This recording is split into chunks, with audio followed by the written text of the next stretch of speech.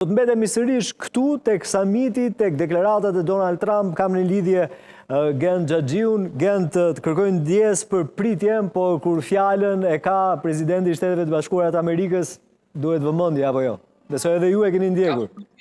Jo, e mirë kuptueshme plotësisht, madje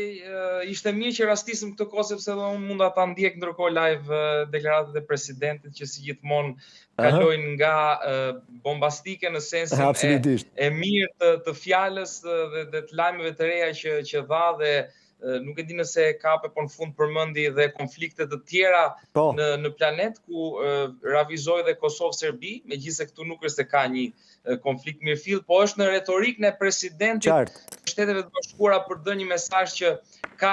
boshte të ndryshme konfliktesh dhe Shtetet e Bashkuara dhe NATO do të jenë garantët e paqes. Mendoj që kjo ishte retorika kryesore pse u përmendën disa konflikte,